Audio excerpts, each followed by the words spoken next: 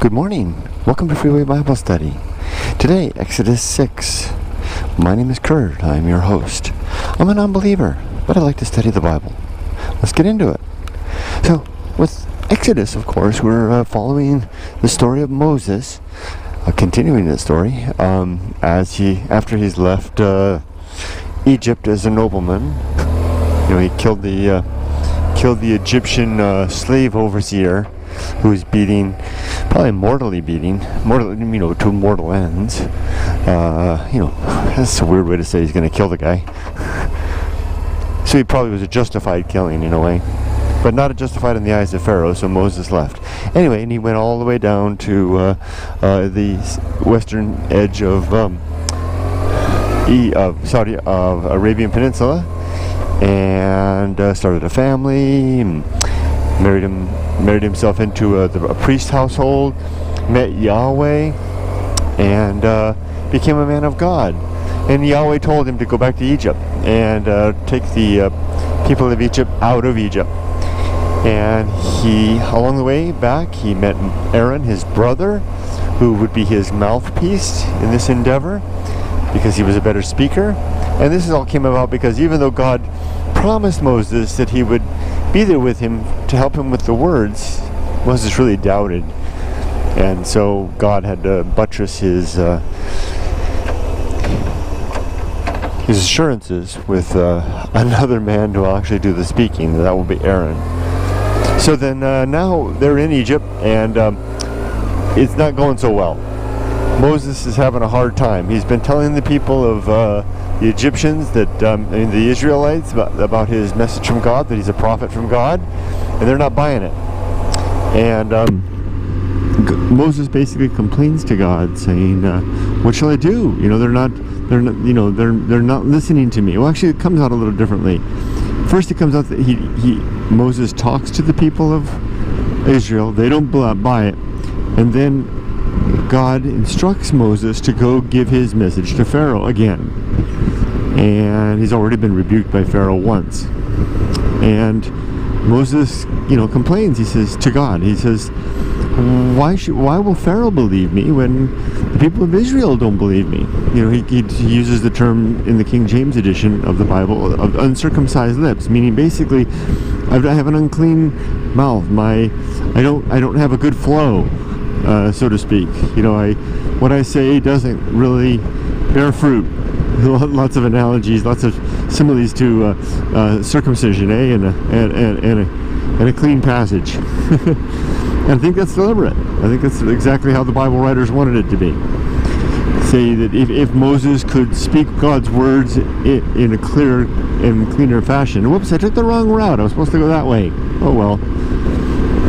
Going to take the shortcut because I've got kind of a flat tire, and I'm a little worried about going flat along the way, so I'm going to have to drive slow, get over here in the slow lane, slow leak on my front tire. Kind of dangerous. So after complaining to God that he doesn't think that Pharaoh is going to listen, because not even the people of Israel will listen to him now, God kind of gets upset and says, listen,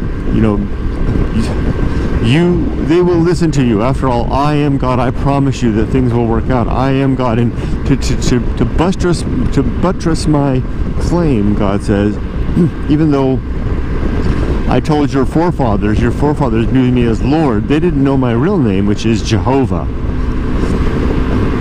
So he's revealing to Moses his true name, which is an interesting thing to do in the Mesopotamian cultures, because apparently knowing a God's name is a great way to gain some of that God's power, as witnessed by other situations, other stories, other mythologies, where, for example, Ishtar, the goddess Ishtar, her name was divined by someone who was able to then gain a great deal of power.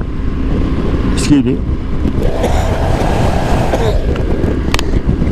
So now we know a little bit about why God was rather circumspect in the past about revealing his name, because with the knowledge of God's name came power. And so he's basically telling Moses, he says, okay, your ancestors, they knew me as Lord, but guess what? That wasn't my real name. So I'm going to tell you my real name, which is going to give you extra power, and you'll be able to do this with Pharaoh. And he says that his name is Jehovah, which is like, wow, really? That's King James edition calls it Jehovah. The New International edition calls it simply the Lord, which is more accurate. And then I've got a new edition that I'm following. I've started reading a Jewish Torah with commentary by the famous medieval Rabbi Rashi, and who was basically the authoritative rabbi in terms of commentary on the ancient Jewish text, the Torah and the like. And so in the Jewish version of the Bible of Exodus, it says God's name is YHWH, which is Yahweh without the consonant, without the vowels, it was a common practice in old Jewish writing to eliminate the vowels. I guess that was a shortcut thing.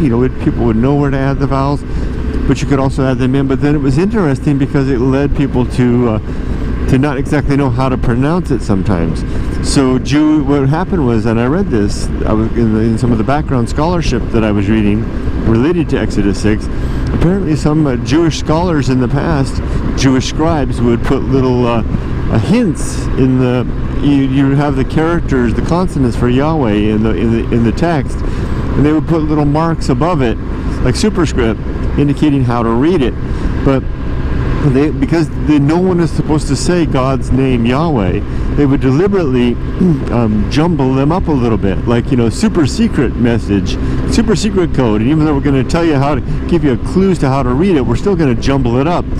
And apparently it was Christian scholars encountering these ancient Jewish writings with the jumbled up text vowels for Yahweh that led to the misreading of Yahweh's name as Jehovah. Jehovah would be like if you had a special code for how to say God's name, and only the supreme members of the super secret society would know how to read it, but someone outside that super secret society thinks that they're reading it correctly by explicitly saying it the way that it's written, and they came up with Jehovah. So it turns out Jehovah is not God's name. Yet nonetheless the King James edition explicitly calls it that. And let's not even begin to talk about the Christian sect, the Jehovah's Witnesses. They've got it wrong too. So that was interesting. So God reveals his name as Jehovah in the King James edition of the Bible, as Lord in the New International Version, and as Yahweh without the vowels in the Torah. So now the point, though, is that now Moses, this should help to reassure Moses from God's part that God's got his back. And it kind of does the job, maybe, doesn't really seem so. God's is basically, it's a pep rally, right? Saying, you can do it, sis boom ba, Moses, you're our man, woo, yay, Moses, jump in the mirror, scissor kick, all that kind of stuff.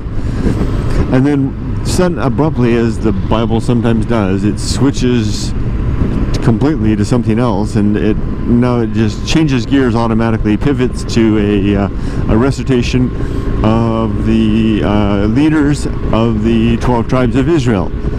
I guess we're just kind of doing a head count real quick. And it's hard to tell exactly when that head count, is, because it seems like it kind of goes backwards in time a little bit, because it recounts Moses' lineage. And it was interesting to note that Moses' mother is also his great aunt. There's some family values right there. And that's about it. Exodus 6 ends. And I can't believe it took me like 3 weeks to get through this one chapter. A long time. That's because there was a lot of back studying. And I'm also slowing down a little bit. I'm not trying to push myself to get through chapter 1 a day like I was before. I'm enjoying the process of following leads and reading and commenting on Facebook and the like. It's kind of fun. But that's it. So thanks for watching, everybody. I hope you have a wonderful day, and we'll see you next time for Freeway Bible Study. Bye-bye.